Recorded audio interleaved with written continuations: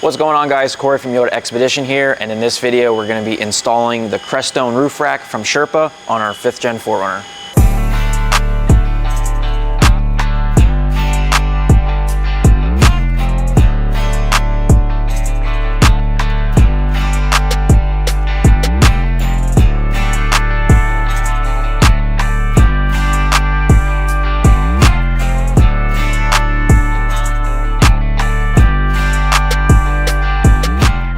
So here on the workbench we have the whole roof rack laid out and all of the hardware and the tools that you're going to need for the job. So we have a ratchet, an 11, 12, and 13 millimeter socket, a 4 millimeter Allen wrench, and some sort of trim prying tool. So when it comes to the roof rack itself, we have the two main side pieces.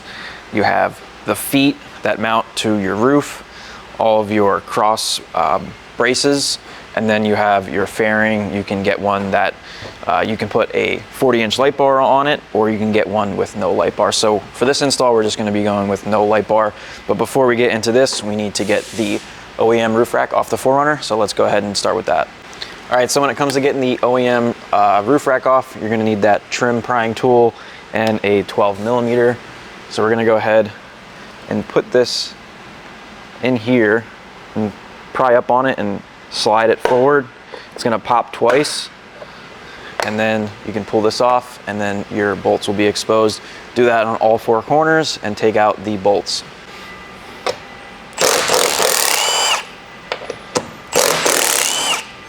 All right, so once you have all 8 of those bolts out, pull up on each corner to break it free, and then pull it off. All right, once you get the OEM roof rack off, it wouldn't be a bad idea just to make sure that these areas are cleaned out so you don't have dirt in there when you go to put the new roof rack on. All right, so when it comes to getting the Sherpa roof rack onto the 4Runner, the first thing we're gonna start with is the rubber feet here, and we're gonna be pulling out the metal collars inside and putting those on first.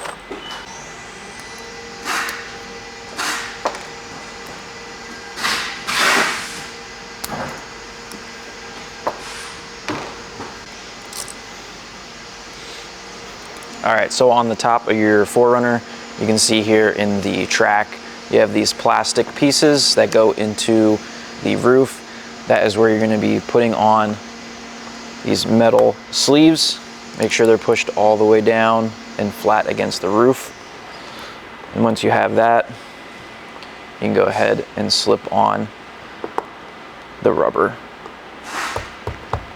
All right, now that we have the rubber things up on the roof, we are ready to put on the brackets. So you have CR for Crestone and then R for rear. So these are gonna be our rear brackets, and then the ones with M are our middle brackets. So we're gonna need these, and we're gonna need these bolts with these washers on them. All right, so we're at the rear of the 4Runner. We have our brackets that are labeled rear. You're gonna be putting them in this orientation using the bolts with the rubber washers down. We're gonna be putting some blue Loctite on these and then bolting them to the roof. You don't need the whole bottle.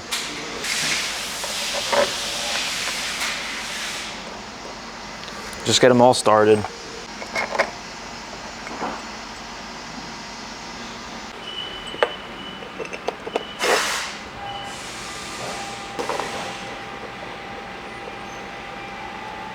All right, I got the middle brackets on as well, so I'm gonna go ahead and put the other two on the other side. All right, so we have the mounting brackets on top of the 4Runner. Now we are ready to put one of the side plates on and get that mounted up. You're probably gonna want an extra person, otherwise you might end up scratching your roof. And then the hardware we're gonna be using to mount the side plates to the brackets, these Allen bolts here with a washer on either side and a nylon locking nut.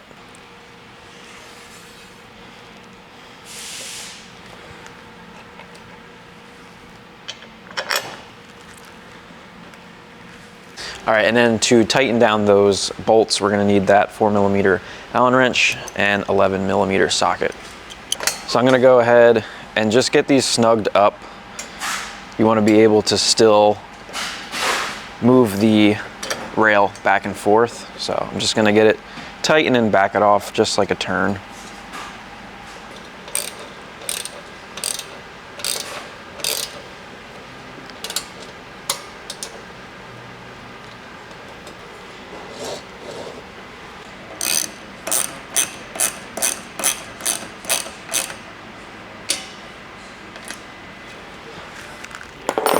All right, so we got the side brackets just tightened up, and now we are ready to put one of the rails in. We're gonna start with the very back.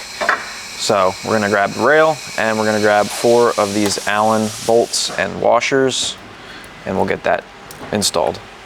The crossbar for the back is gonna go in the slot all the way on the back of the side plates.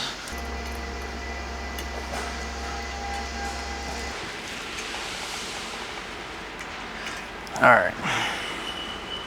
Once you have those 4 bolts started, you can see here on the slot, we have some forward and back motion. You want to make sure to pull it all the way to the back, and then we can go ahead and tighten those down.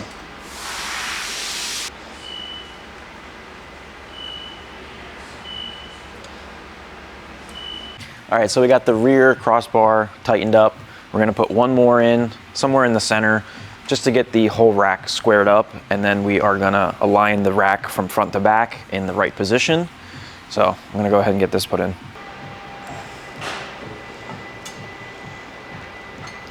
All right, so when you put these crossbars in, you have slots here for adjustment on each one, but we're gonna put them to the back of every slot. And then you'll have one extra that you can put in there wherever you feel that you need. All right, so once you have another crossbar in there and you have the thing squared up and kind of sturdy, we're going to align it front to back. So the best thing to do is look at your crossbar all the way in the back.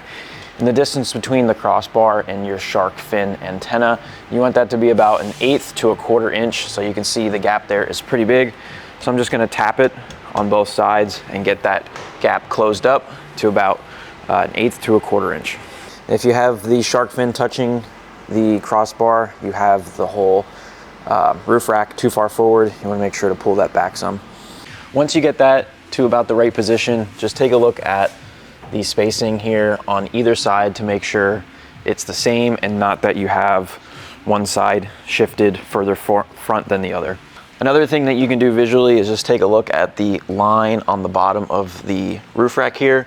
It should match up with the body line evenly across the roof on the 4Runner. All right, so now that we have the roof rack aligned front and back where we want it, we can go ahead and tighten up the bolts and nuts holding the feet to the roof so that it doesn't slide anymore. Just make sure to use an Allen wrench and not an impact, because you could strip these out pretty easily.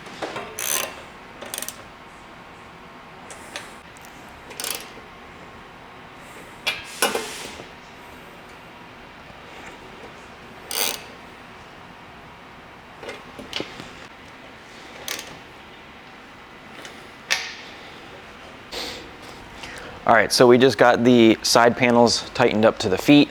Now we're gonna go ahead and get the rest of the crossbars put in. So we're gonna have one set aside for our front fairing, and then one set aside for our front feet. So we're gonna go ahead and get the rest of these put on. We already have all the hardware here ready to go.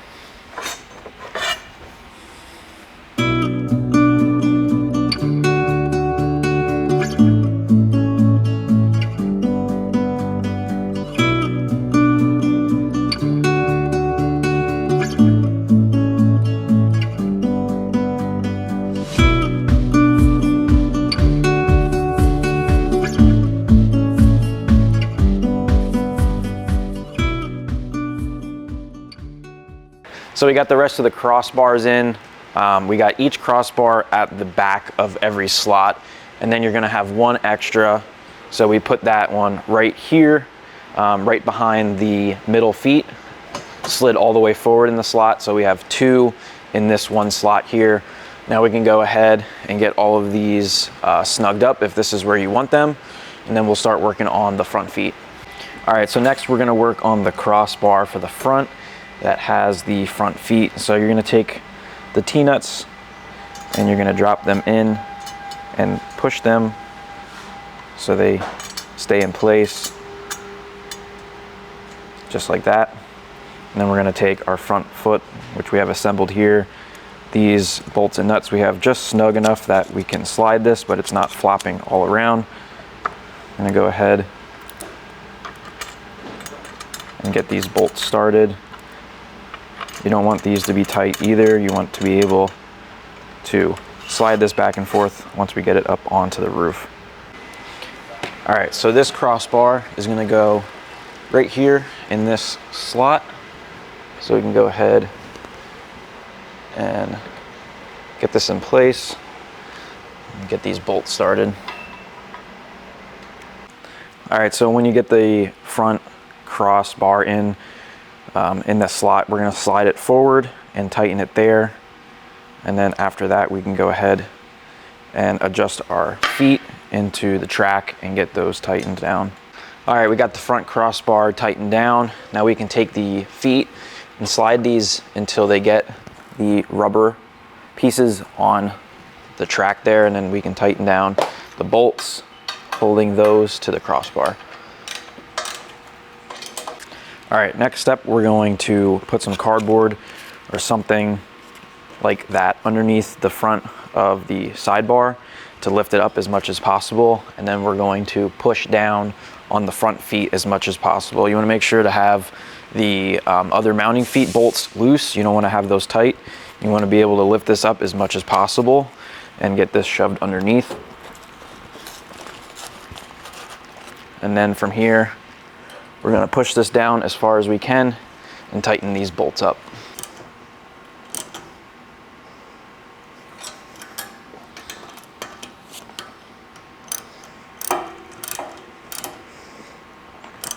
Just try to push down on the foot while you're tightening it.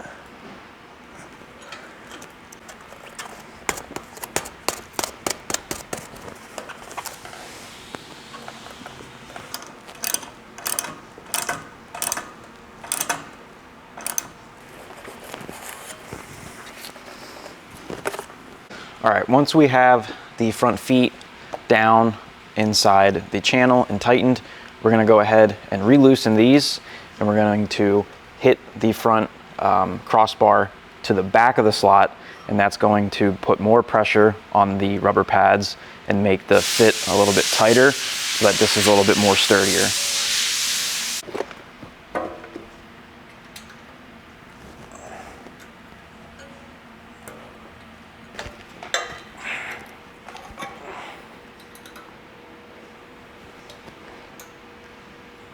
All right, we got the front feet finished up. Now we can go ahead and tighten the other feet down into the roof. Now, you are tightening this into a rubber block, so you could over tighten these pretty easily. But one thing you want to just look for is on the bottom of your washers, you have some rubber on there, and you just want to tighten these down until you see that rubber on the washer kind of start to squish out, and then you'll be good. And it's key to make sure that you don't over tighten these, because if you do, you might run into some leaking issues in the future.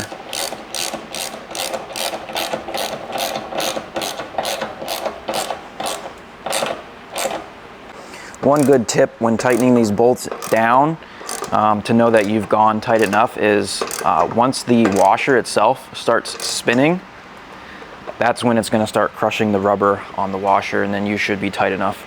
So at this point, everything is tight. We have all the crossbars tight. We have the feet tight down to the roof. And you could check this by just grabbing it in the front where these front feet are.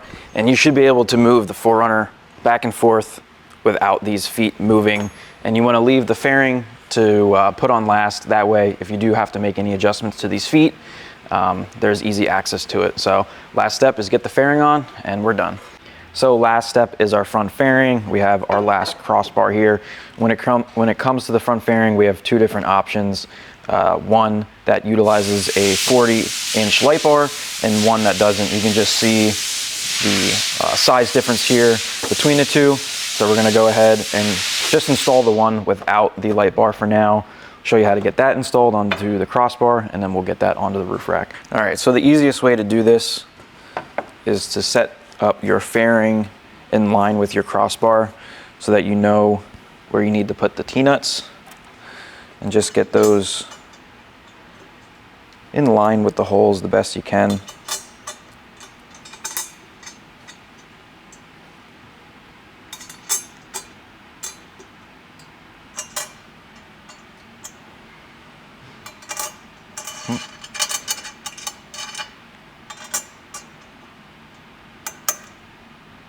Now we can lay the fairing on top and get all of those bolts started.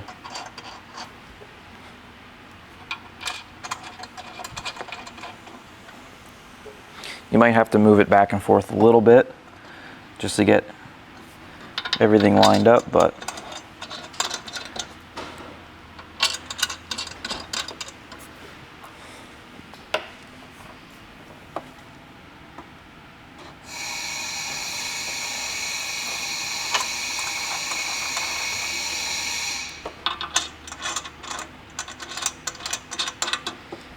all right, and then before we go ahead and tighten these, you just want to make sure that the fairing plate is flush with the sides of the crossbar. Then we can go ahead and tighten those down. All right, last step is to put the front fairing on. So before we go ahead and tighten these down, I'd like to just go ahead and make the bottom of the fairing flush with the bottom of the side panels. And we'll go ahead and tighten that down.